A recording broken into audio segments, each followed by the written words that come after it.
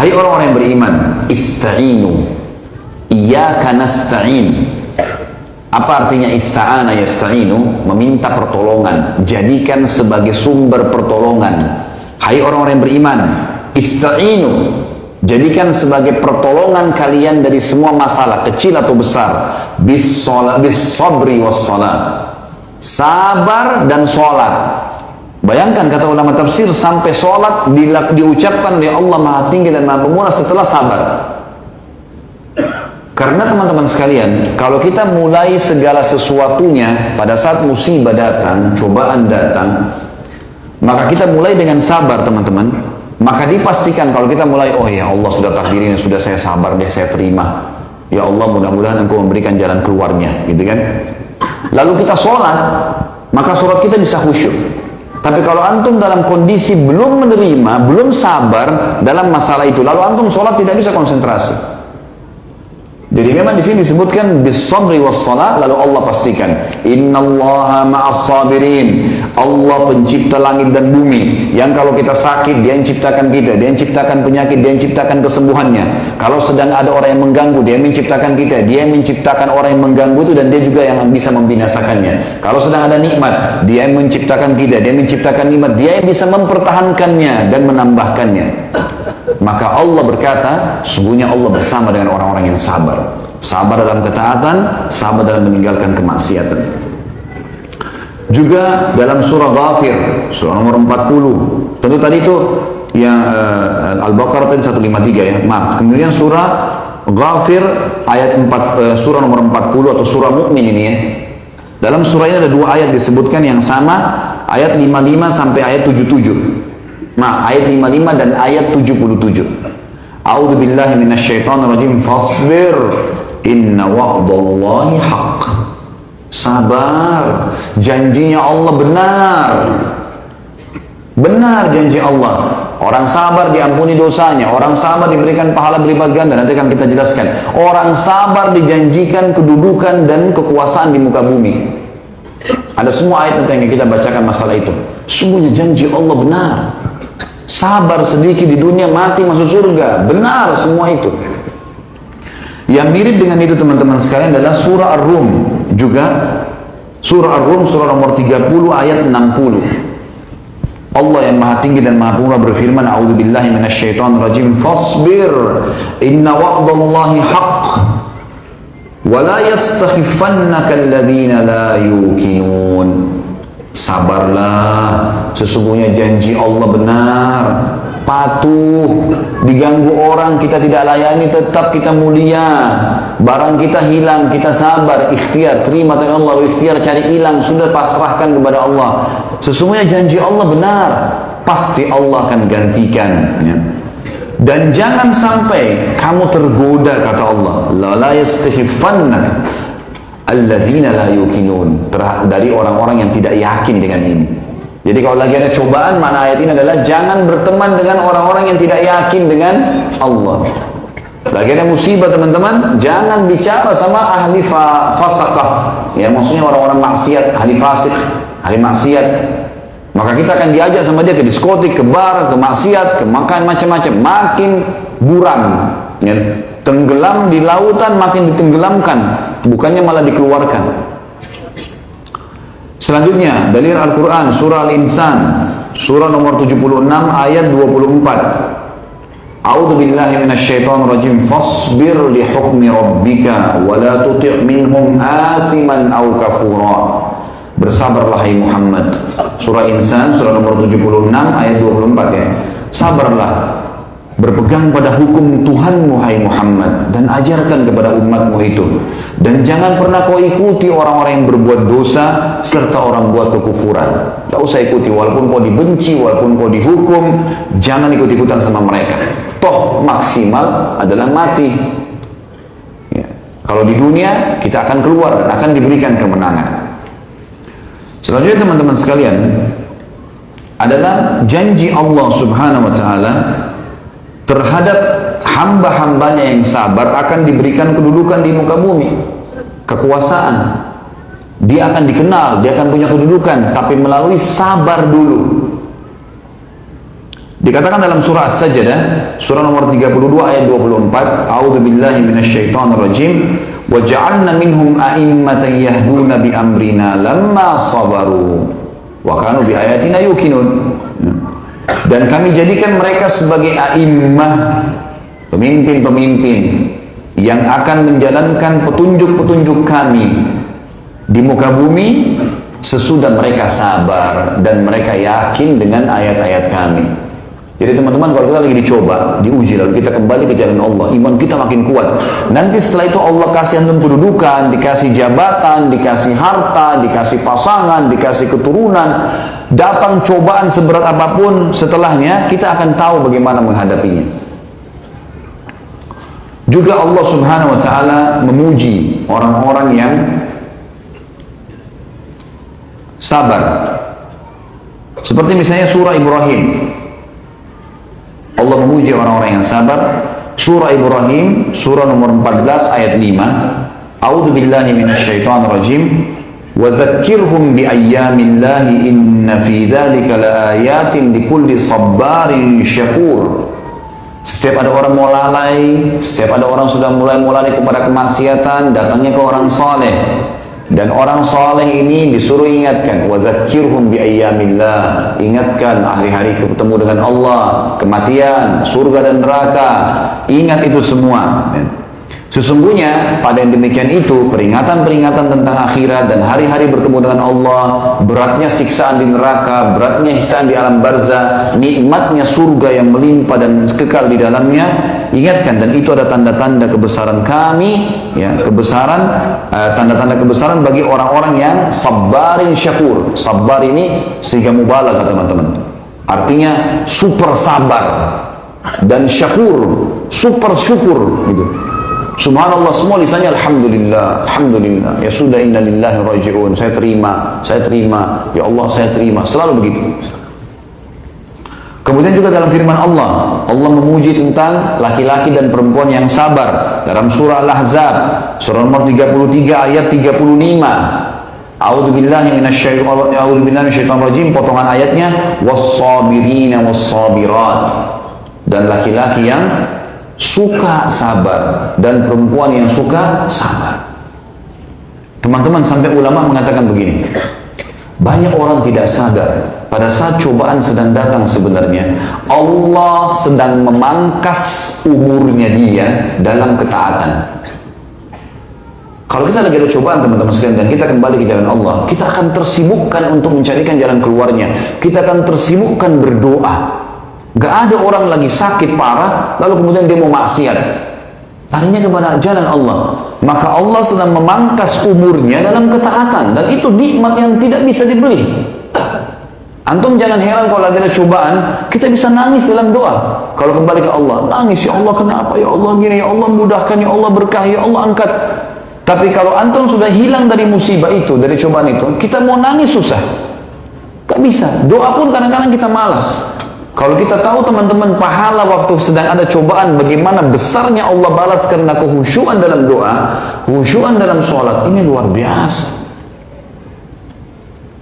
Saya pernah teman-teman sekalian, satu keadaan, pengalaman pribadi, saya sedang hadapi sesuatu, kemudian saya mau minta jalan keluar sama Allah. Cukup lama, beberapa bulan belum selesai permasalahan. Kemudian subhanallah, saya mau khutbah Jumat, lalu saya duduk, masuk di masjid, di depan tempat masjid, di depan tidak ada orang lihat gitu, ada celah antara mimbar sama tempat itu, kemudian saya sholat. Memang pada saat itu saya terbawa dengan arus, merasa nyaman sekali gitu, ngeluh dengan keluh kesah dengan Allah, sampai tidak rasa gitu, nangis sama Allah, sebutin ya Allah mudahin, ya Allah jadikan ini sebagai momentum imanku bertambah, dan seterusnya, beragam hal. Subhanallah, antara celah mimbar itu dengan tembok ada celah kecil. Rupanya ada satu jemaah lihat saya dari jauh itu. Datang dia setelah itu.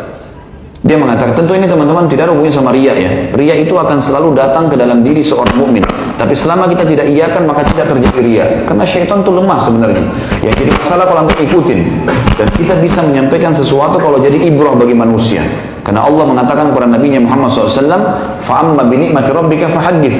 Kalau nikmat Tuhanmu boleh kau sampaikan sehingga bisa jadi pelajaran bagi orang lain. Padahal dia datang kepada saya, seorang bapak sudah sangat tua, rambutnya putih semua. Kalau saya perkirakan mungkin umurnya sudah di atas 80 tahun. Datang ke saya itu udah mengatakan, Ustaz, memang dia sering, Masya Allah, hadir di rutin pengajian saya. Dia bilang, Ustaz sudah pernah susun nggak doa-doa dalam Al-Quran yang sering disebutkan? Saya kadang-kadang kalau khutbah, sering di akhirnya saya tutup dengan semua doa yang dimulai dengan Rabbana, Rabbana, Rabbana, semuanya gitu. Makanya jemaah tanya, pernah nggak Ustaz susun? Saya bilang belum, secara khusus belum sih. Tapi insya Allah kalau ada yang butuh nanti coba saya tulisin di surah apa, di ayat apa gitu. Terus tiba-tiba dia bilang sama saya kalimat, saya seperti sedang disiramin dengan air dingin untuk teman-teman sekalian, dan saya yakin Allah yang membuat orang ini bicara sehingga menghibur saya dalam masalah waktu itu. Maka yang saya dengar dia mengatakan apa? Ustaz, tadi waktu sujud baca doa apa? Kok saya lihat dari jauh enak sekali sujudnya. Ustaz tahu, sampai rambut saya seputih ini belum pernah saya rasakan nikmat sujud seperti itu. Saya berharap bisa sujud lama, tapi saya tidak tahu harus ucapkan apa. Kok bisa Ustaz sampai lama seperti itu? Saya dengan biasa mengatakan, saya ada masalah Pak, dan saya keluh kesah dengan Allah. Nabi SAW mengatakan, akrabu abdun ila rabbih wa huwa sajid. Orang paling dekat dengan Tuhannya, penciptanya, pada saat dia sedang sujud. Ya sudah, saya sampaikan keluh kesah saya.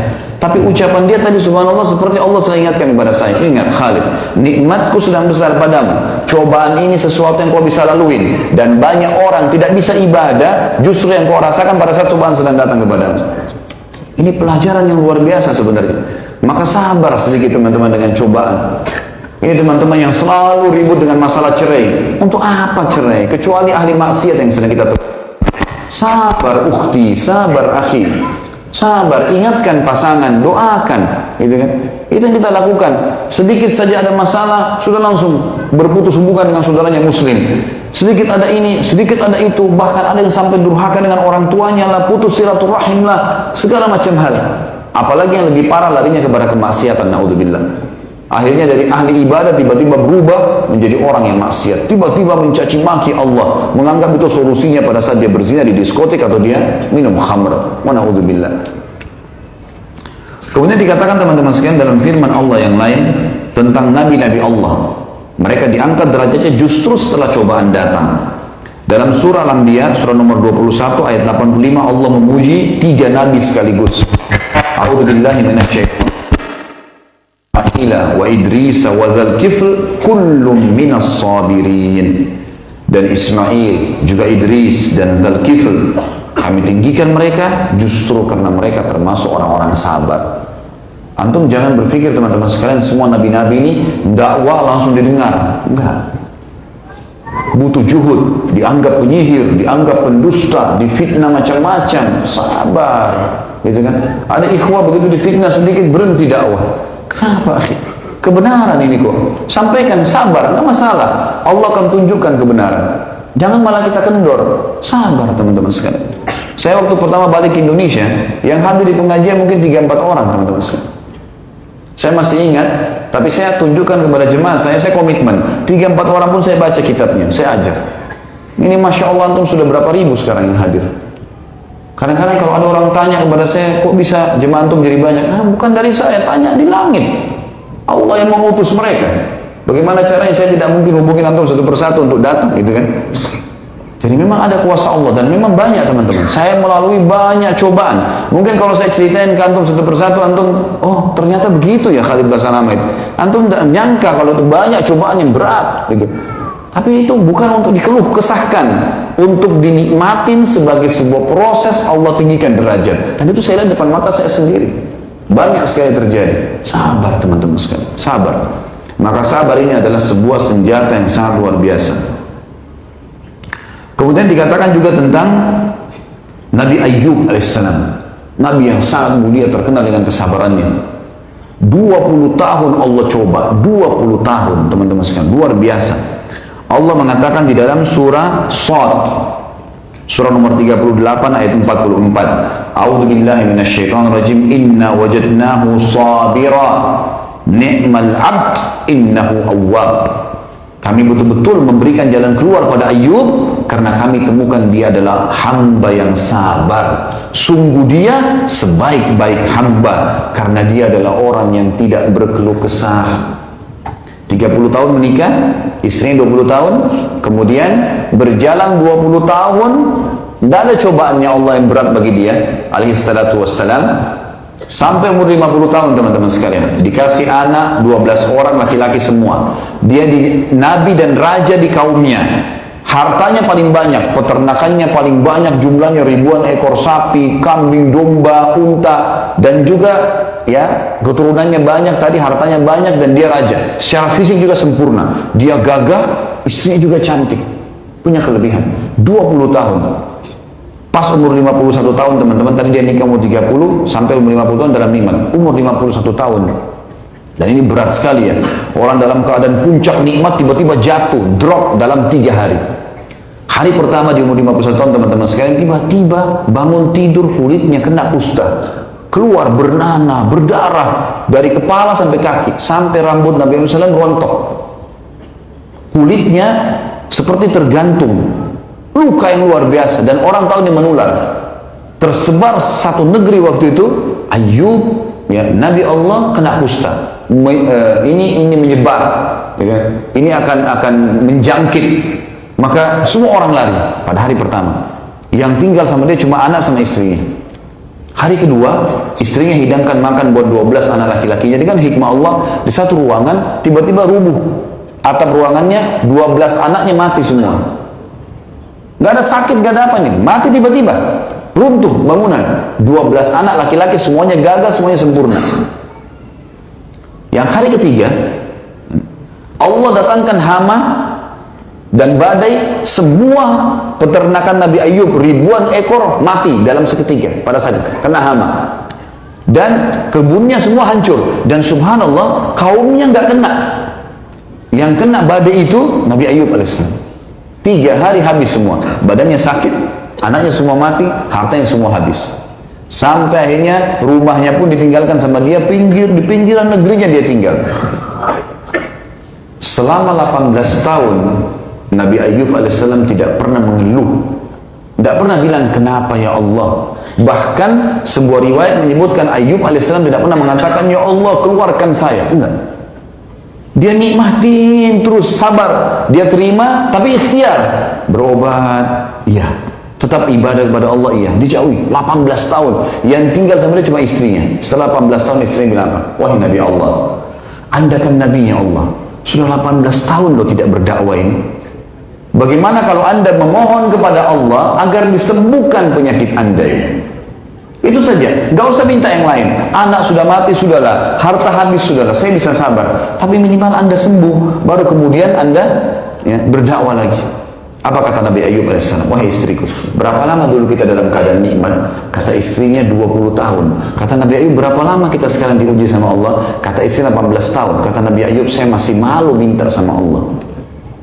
Keimanan yang luar biasa. Tahu kalau Allah itu lihat, Allah tahu dia sedang diuji, Allah tahu dia sedang ada masalah, tidak dikeluhkan pun kepada sang pencipta. Pencipta tahu makanan apa yang masuk ke urat-urat saraf antum, ke tubuh antum, minuman apa yang masuk, Allah tahu. Kita tidak pernah tahu minuman yang kita minum mana yang jadi kencing, yang mana jadi bagian darah kita. Kita nggak pernah tahu makanan yang kita punya, cuma tahu ini asin, manis, pedas, kemudian masuk ke tenggorokan kita nggak pernah tahu teman-teman mana jadi kotoran, mana jadi anggota tubuh kita. Sang pencipta tahu semuanya, tanpa antum keluh pun dia sudah tahu. Dan dia sudah menjanjikan kekal. Innallaha la yukhliful mi'ad. Allah tidak akan pungkiri janjinya, pasti Allah akan berikan jalan keluar. Nabi Ayub mengatakan, saya masih malu minta sama Allah. Di 20 tahun cobaan, dia sudah merasa berimbang antara cobaannya dengan nikmat yang pernah dia terima. Maka dia mengucapkan kalimat yang santun sama Allah. Rabbi anni massaniyad dur wa anta arhamur rahimin. Wahai Tuhanku, Rabbi, penciptaku, pemilikku, ya, penyiap segala kebutuhanku, pemusnahku yang akan mematikan aku. Massaniyad dur. Sungguhnya aku telah ditimpa penyakit ini. Dia nggak bilang ya Allah engkau timpakan, enggak. Wahai Tuhanku, penciptaku, pemilikku, pemusnahku yang akan mematikan aku. Aku sedang ditimpa penyakit, saking santunnya sama Allah, gitu kan? Wa anta arhamur rahimin, dan kau zat yang maha penyayang. Dia nggak bilang, ini sudah 20 tahun ya Allah berimbang, sembuhin saya. Enggak. Wa anta arhamur rahim, dan kau zat yang maha penyayang. Artinya, mau sembuhin saya, hakmu ya Allah. Tidak mau sembuhin saya tetap jalani. Luar biasa, sampai keluar istilah ya sabar Ayub, diistilahkan. Artinya sabar Ayub ini puncaknya sudah. Apa kata Nabi SAW tentang ahli surga? Semua ahli surga, poster tubuhnya seperti Adam 60 siku ke langit, wajahnya seperti Yusuf, hatinya seperti Ayub. Luar biasa Allah puji. Makanya Allah bilang tadi, inna wajadnahu sabira. Kami temukan Ayub itu sabar, nggak pernah ngeluh, nggak pernah keluh kesah, gitu kan. Ni'mal abd innahu awwab. Dia sebaik-baik hamba dan dia awwab, orang yang tunduk, patuh, nggak berkeluh kesah sama Tuhan. Dan ingat teman-teman, saya bilang tadi semua punya ajal. Kalau antum sabar sampai titik klimaksnya, maka yang datang nanti sesuatu balasan seperti gelombang ombak yang tidak bisa dibendung. Tadi seperti kasus, ingat yang muridnya lebih ramai daripada gurunya, malah karena kasus masalah itu. Ada cobaan-cobaan yang datang. Maka sabar. Nabi Ayub alaihissalam dicoba 20 tahun, berarti umur 70 tahun. Di hari pertama umur 71 tahun teman-teman, Allah munculkan di bawah ranjangnya mata air. Dan Allah suruh beliau dicuci, mandi dengan itu, tiba-tiba sembuh. Dan tubuhnya kembali kekar, lebih segar dan kekar dibandingkan 20 tahun yang lalu. Dari air mata air itu. Yang kedua, Allah subhanahu wa ta'ala mengirim seluruh masyarakatnya pada saat itu. Tersebar berita, Ayub sudah sembuh. Nabi Ayub waktu sudah sembuh, Allah perintahin dia jalan. Nabi Ayub jalan. Mungkin masyarakatnya dilihat semua, Ayub, orang semua kagum. Luar biasa, sembuh. Alhamdulillah Allah sudah sembuhkan. Tuh, semua orang tersebar berita. Apa yang terjadi? Ini hari pertama. Hari kedua teman-teman, seluruh negeri datang membawakan hadiah buat Nabi Ayub alaihissalam. Ada yang bawa sapi, ada yang bawa kambing, ada yang hadiah wakafkan kebunnya. Pokoknya itu Nabi Ayub. Dalam satu hari, di hari kedua, kekayaannya Nabi Ayub menjadi double dibandingkan kekayaan 20 tahun yang lalu. Tidak bekerja apa-apa. Allah datangkan dengan caranya. Hari ketiga, istrinya hamil dan setiap tahun pada saat itu melahirkan anak kembar, sehingga Allah memberikan dia 24 anak laki-laki. Padahal tadinya 12. Tidak ada yang mustahil bagi Allah. Cuma butuh keimanan dan jadikan sabar sebagai pegangan hidup kita. Ini penting teman-teman. Kemudian juga dikatakan tentang masalah sabar ini. Afwan, namanya agak rapat ya. Di belakang kepenuhan tempatnya. Bisa merapat, silakan maju dulu. Kasih kesempatan ikhwah yang baru datang. Selanjutnya teman-teman sekalian, termasuk orang sabar itu, kalau sedang datang masalah, Allah dobelkan pahalanya dibandingkan orang yang sedang tidak ada cobaan. Allah akan berikan double pahala dibandingkan orang yang sedang tidak menghadapi cobaan. Di dalam surah Az-Zumar, dan ini berhubungan dengan masalah ini, surah Zumar, surah nomor 39 ayat 10. A'udzu billahi minasyaitonir rajim. Innama yuwaffas sabiruna ajrahum bighairi hisab. Sesungguhnya orang-orang yang sabar itu, apalagi sampai titik klimaks hari terakhir Allah uji kita dan pasti tiba di hari itu, gitu kan? Yang saya tadi bilang puncaknya meninggal dunia tentunya, dan sudah kebahagiaan abadi di surga, atau dia akan selesaikan, Allah akan selesaikan urusannya di dunia. Sesungguhnya orang-orang sabar, kalau sabar sampai titik kelimaksnya, akan mendapatkan pahalanya bighairi hisab. Nggak ada lagi hitung-hitungannya. Udah seperti gelombang yang besar sekali datang kepada dia, yang dia sudah tidak tahu harus kemanakan nanti harta itu. Dia tidak tahu harus berbuat apa dalam masalah-masalah yang sedang dia hadapi. Subhanallah, saya bertemu kemarin di kota Makassar dengan salah seorang ikhwah. Kebetulan saya sangat kenal orang ini, karena dulu pasangan hidupnya itu teman istri saya. Rupanya berjalan kurang lebih, kalau tidak salah, mereka berumah tangga 10 tahunan, tidak punya anak. Dan pasangannya ini seorang mu'allaf, gitu kan. Cuma belajar agama. Ringkas cerita, saya tiba-tiba waktu pas lagi dari Jakarta datang ke Makassar, saya ketemu sama istri saya, terus istri saya cerita, ingat nggak teman saya si Fulan? Oh iya, saya ingat. Dia bilang orangnya itu melakukan satu perbuatan yang aib. Kenapa? Ya, orangnya selingkuh dari suaminya, tinggalkan suaminya, kemudian dia menikah dengan laki-laki lain. Bahkan suaminya dipaksa untuk menandatangani surat dengan menggunakan segala macam cara. Terus gimana keadaan suaminya? Kasihan sekali. Dan ini orang sampai stres, kerjaannya terganggu gara-gara perempuan ini pergi sama laki-laki lain. Kita cerita menyakitkan tentunya, orang sudah berumah tangga kemudian cerai, itu sulit kan gitu. Semua hal yang berat, apalagi sudah 10 tahun. Dan dia sudah berkorban maksimal, sudah ikhtiar berobat sana sini, memang tidak punya anak. Subhanallah, saya kemarin tabligh akbar di Makassar ketemu, datang di acara saya, perubahan. Penampilannya sudah agak berubah, kelihatannya orang seperti sudah ikut pengajian, sudah pelihara jenggot, sudah tidak isbal, sudah ngomong masalah agama. Terus kemudian ketemu sama saya, datang ke rumah, minta datang ke rumah, datanglah ke rumah.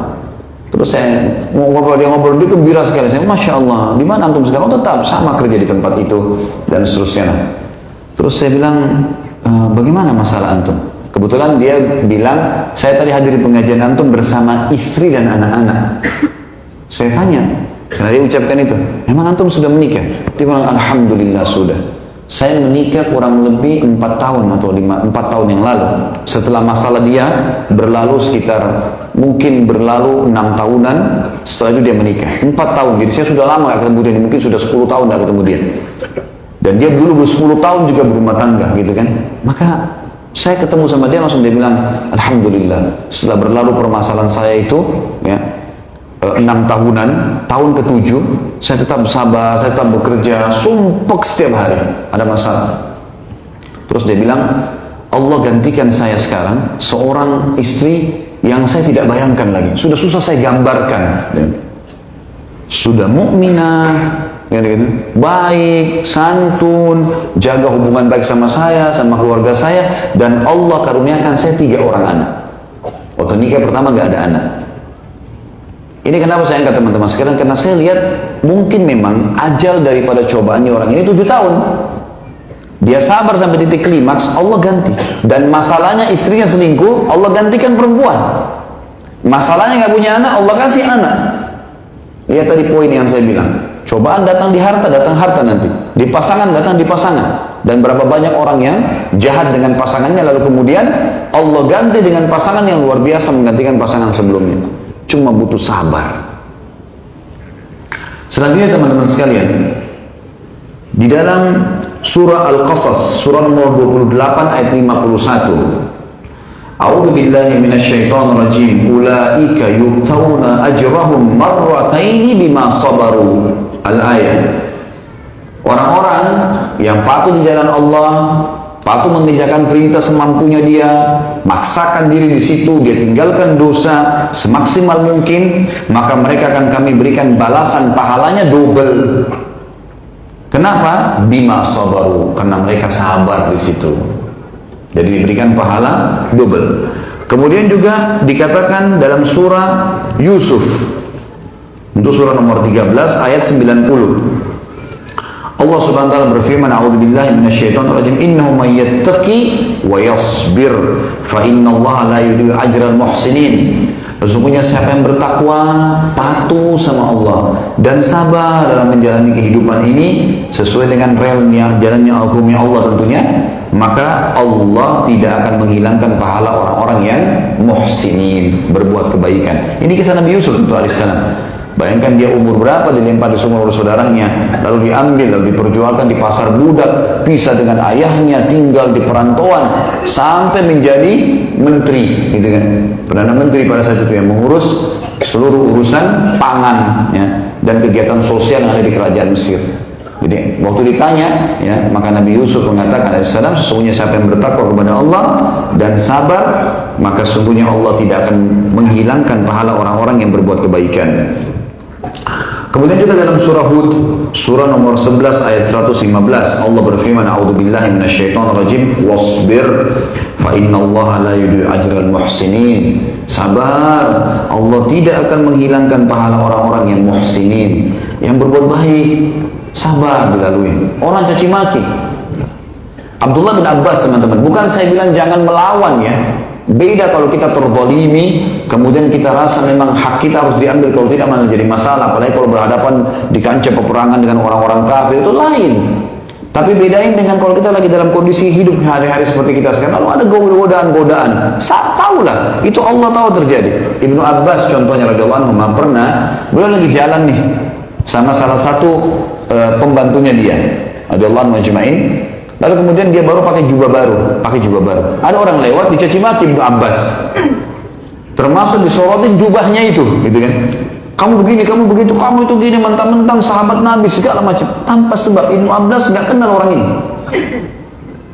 Kalau mau dipikir teman-teman, Ibnu Abbas ini tidak ada yang kenal pada saat itu. Sahabat pun menganggap dia seorang ulama, apalagi murid-muridnya banyak. Apa yang Ibnu Abbas lakukan? Melawan. Ibnu Abbas diam, dibiarin orang itu ngomong sampai selesai. Sudah selesai dia ngomong caci maki. Lalu kata Ibnu Abbas, kau sudah selesai? Dia bilang iya. Maka Ibnu Abbas buka jubahnya yang baru, yang ditaruh di atas, dia punya baju di dalam ada jubah. Ya kalau kita seperti thawb ini lalu dilapis lagi dengan jubah. Jubah ini biasa dipakai di musim dingin. Dibuka sama dia lalu dikasih. Ambillah ini hadiah dari saya. Lalu orang itu jadi malu, tundukkan kepalanya, lalu dia meminta maaf dengan Ibnu Abbas, dan mulai semenjak itu justru menjadi muridnya Ibnu Abbas radhiyallahu anhu.